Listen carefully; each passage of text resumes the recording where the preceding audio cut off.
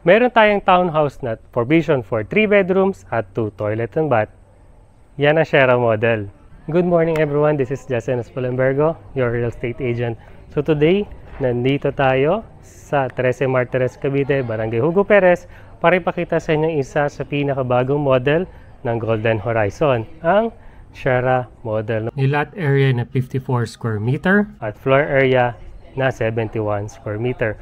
Provision for 3 bedrooms at 2 toilet and bath at may space ka para sa kotse mo. So ano pang hinihintay natin? Let's unlock your dream home.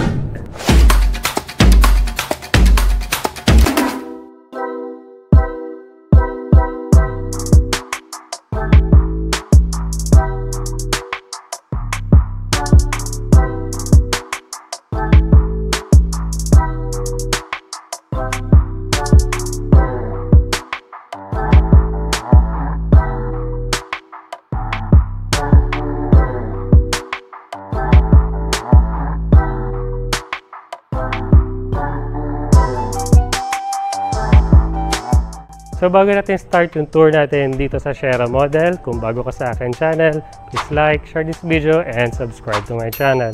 We're also on other social media like Facebook, Instagram, at TikTok. Start na natin yung tour. So ito nga po yung ating Sierra model, townhouse po siya. Ayan, papansin nyo nga, itong cluster na to is 4 lang sila. At ang design natin is modern, contemporary. So ito nga po yung ating inner unit. So mapapansin nyo, this is a 54 square meter na lot area. Meron tayong space para sa kotse. So medyo partially covered na po yung magiging space nyo para sa kotse na to. Makikita nyo, dito na rin po matatagpuan yung Poso Negro natin sa ating parking space. So punta po tayo dito sa ating actual turnover. Dito nga po yan sa pinaka-end unit. So sa end unit, almost the same naman din po yung bahay dun sa inner unit. Ang pinagkaiba lang, syempre may bintana siya sa gilid pag end unit. So for the end unit, more or less mga nasa ano po ito, nasa 70 or 80 square meter po pag end unit po tayo. So syempre pag end unit, meron kang bintana dito sa gilid saka sa taas. Yan. So pasok na tayo sa loob. So, panta-entering po dito sa ating inner unit, sa ating actual turnover, ang iyong pinaka-main door po is flush metal door po siya. Yung hamba niya po is gawa rin siya sa bakal. So, tuloy po, pasok pa tayo dito sa loob. So, ito na po ang pinaka-actual turnover natin. Basic finish po siya. So, kayo na pong bahala magpa-pintura ng ating walls. Tapos ang mga bintana natin sa unahan is aluminum encased po siya, owning type window. So dito naman sa gilid, aluminum sliding windows naman po siya na yan po, sliding nga po siya, analog po. And then yung flooring nga natin, cement finish din. So sa ceiling po, mapapansin nyo ang taas ng ceiling natin. So ang pagka-built po ng bahay na to is ang gamit po nila is yung LBB na blocks or load-bearing blocks po yung gamit nila.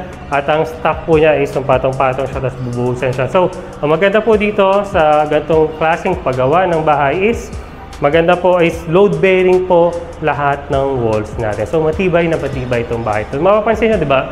Itong wall na to, pantay na pantay talaga. Straight na straight talaga yung wall na to. So, dito nga sa atin, balik tayo dito sa ating living space. Meron tayong butas na dito for the window type aircon. Siyempre, meron na rin tayong saksakan sa area na rin. Tapos may bintana nga rin tayo dito sa gilid. Doon nakaharap sa ating parking space. So, moving here sa ating pinaka-living space. So, dito, living space, sorry. Sa dining space po natin. Ito nga po yung kitchen natin, din na dining space sa kitchen natin. Upon turnover po, naka-tiles na po ang ating pinaka-kitchen. Stainless steel sink na kayo at meron siya syempre yung faucet. So meron tayong maliit na bintana dito na only type. Kung end unit ka syempre, may bintana ka syempre para maganda, may view pa habang naghugas ka ng pinggan. So dito naman, meron din tayong saksakan dito sa area na to at meron tayong butas. Mamaya papakita ko sa inyo kung anong silbi na itong butas na to. Doon sa dress-up unit, papakita po natin yan. So dito naman tayo sa pinakalikod. So dito sa likod, meron ka pang space for the future expansion ng bahay mo. So dito naman sa ating Golden Horizon, hindi naman sila mahigpit sa pagpapa-extend ng bahay mo. Kung gusto mo extend tong unit na to or dito sa gilid, pwede po yan. Syempre dapat kompleto kayo ng mga permits and then syempre ng construction kung paano yung pinaka blueprint ng bahay or ng extension na gagawin mo. So, balik tayo sa loob. Papakita ko naman sa inyo yung pinaka toilet and bath natin. So, this is the actual turnover for the toilet and bath. Mapapansin nyo, naka-tiles na tayo ng 1, 2, 3, 4, 5. 5 po na tiles sa 12x12 na ceramic tiles. Tapos, kompleto po tayo ng accessories.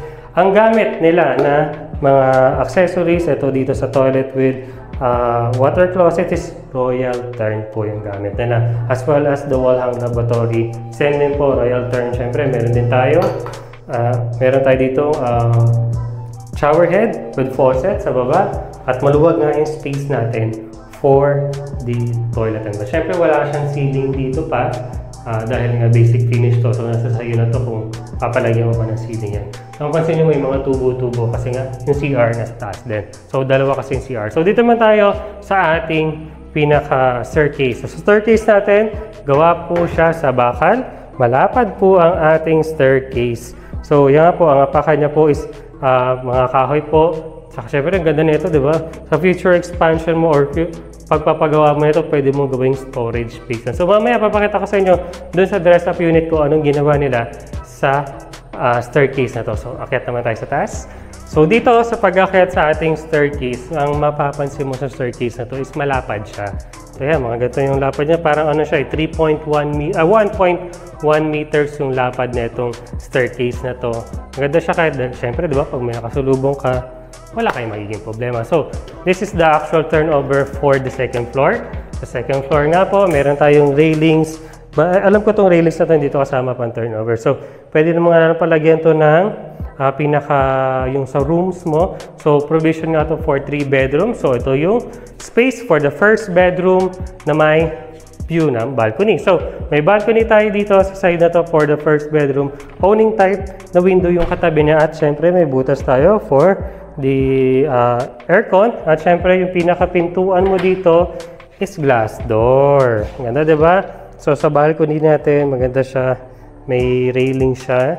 Tapos ito nga, glass door yung pinakadaanan papunta doon sa balcony. So, moving here, dito sa pinaka-second bedroom natin, meron nga rin tayong butas for the window type aircon at meron tayong aluminum encased na sliding window. So, moving here sa ating pinaka-pangatlong bedroom. So, this will be the master bedroom dahil nga malapit siya doon sa toilet and bath. Pwede mo incorporate tong room na to sa toilet and bath na, or kung gusto mo naman, lagyan mo na lang ng walkway para common toilet and bath yan. So, nasa sayo na yung decision kung anong gagawin mo sa design ng bahay na to. So, mamaya punta tayo sa dress-up unit. Nakikita nyo yung pinaka-ginawa nilang design. Pwede mong gayahin or improve yun sa spec na gusto mo. So, dito sa ating third bedroom, ang ganda ng window na ginawa nila, diba? Napansin nyo, meron tayo ditong, ilan to? 1, 2, 3, 4, 5, 6 na owning type windows na nakapalibot sa aircon. Ang ganda ng design niya. So, dito naman tayo sa ating pinaka-common toilet or toilet and bath natin dito sa second floor. Same with the first toilet and bath sa baba. Same din po yung construction or yung materials na ginamit nila. Royal Tern pa rin po ang ginamit dito sa toilet with water closet.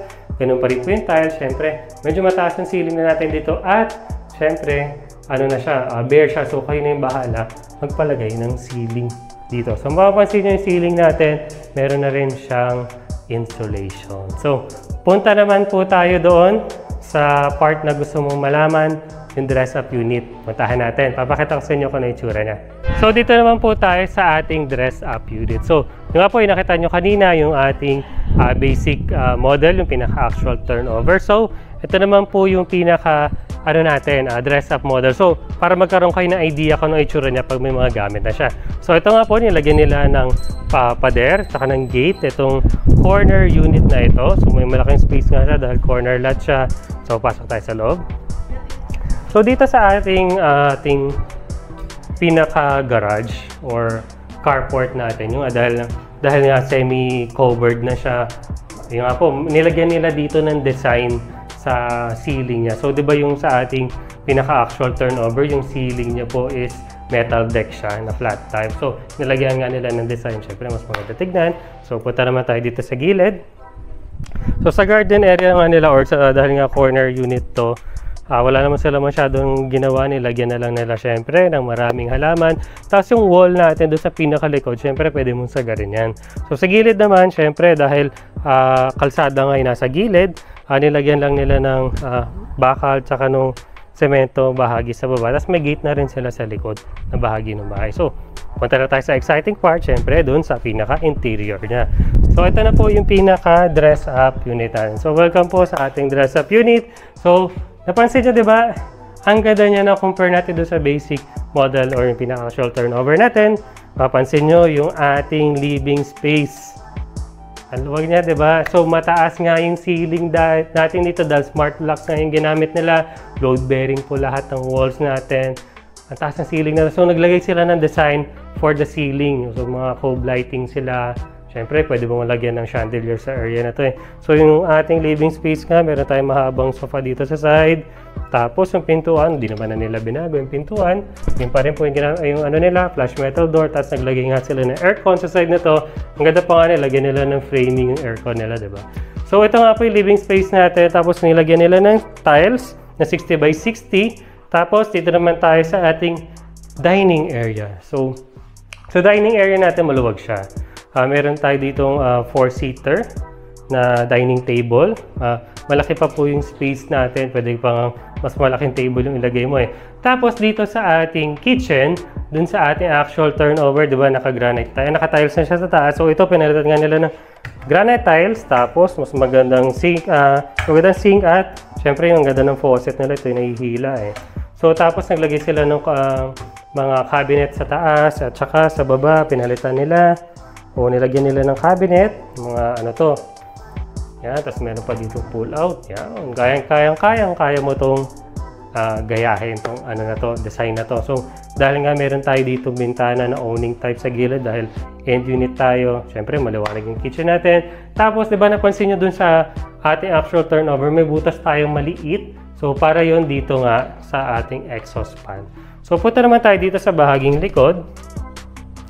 So dito, ganun din po, nilagyan lang yung nakita nyo kanina, may pader lang siya na mataas. So malaki pa nga yung mga magagawa mo dito. Pwede kang malagay dito ng room, kung may maid ka, di ba? Pwede mo lagyan or covered mo in laundry area sa space na yan. So dito naman tayo sa ating toilet and bath. So sa toilet and bath, pinalitan lang na ng aunting design lang na tiles yung ginamit. Tapos syempre, pininturahan na nila. Tapos may ceiling na tayo dito sa ating toilet and bath. Sa mga ano naman, katulad nitong toilet with water closet, saka wall-hung lavatory, same pa rin naman. So yun lang binago nila, naglagay lang sila ng accent tiles sa area na to. So ito rin yung nagustuhan ko dito sa dress-up unit natin. Nilagyan nila ng storage space.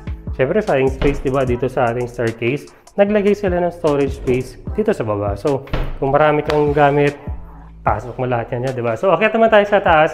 Papakita ko sa inyo yung 3 bedroom. So, sa pag-akit nga dito sa ating staircase, yung staircase nga nila ba kanina, clinose nila tong staircase para mas malinis siya. Siyempre, tignan natin, siyempre, may mga, ano na tayo, yung mga partition dito sa ating second floor. So, unahin na natin tong bedroom dito sa pinakalikod. Mapapansin nyo nga yung ating, may maliit na tayong walkway sa area na to. At ang pinakaginawa nilang tiles is yung vinyl tiles. So, syempre mas mura siya at syempre mas madali siya ikabit. So, tara dito. So, para ito na rin po yung magiging master bedroom ninyo. So, paliwanagin natin ng onte. Paano ba to? Yun. Yan, para kita nyo ako. Mas maliwanag na, di ba? Ito nga, ang pinaka-master bedroom natin, meron queen size bed po dito sa area na to. Pwede mo higit na to. Malaki pa yung space kabilaan. Ceiling natin, syempre, di ba doon sa pinaka-actual turnover, wala siyang ceiling. Nilagyan nila ng ceiling dito na may design. Tapos, ang nagustuhan ko rin sa area na to, ito, dito tayo, sa side na to. So, meron tayong dalawang malaking cabinet sa master bedroom. Parang may walk-in closet ka nun. So, isang cabinet. So, ito, almost floor to ceiling. Tapos, ito pa yung isa. Yan, meron pa. Tapos, syempre, nandito yung CR sa second floor.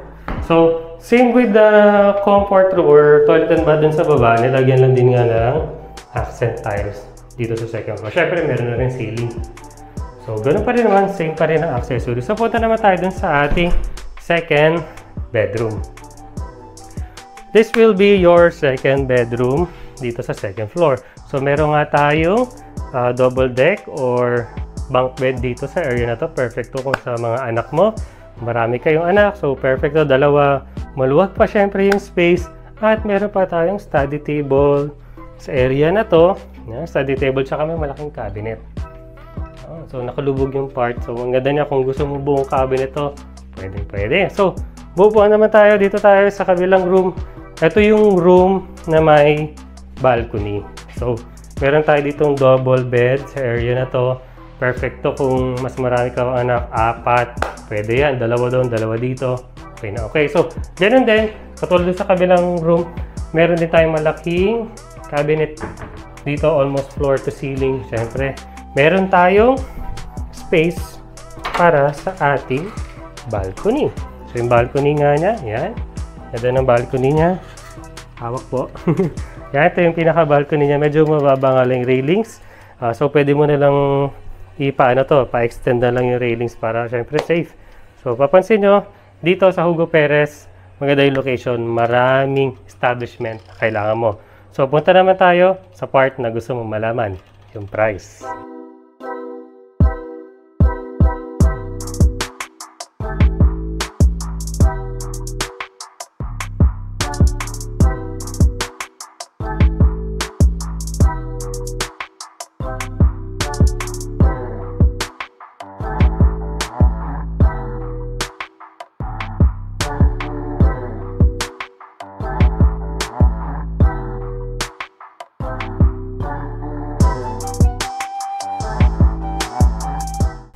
So dito na magtatapos yung tour natin sa Sierra Model. Kung nagustuhan mo itong napakagandang property na to, you can contact us on our Facebook page. And if you like this video, please leave a like, share this video, and subscribe to my channel.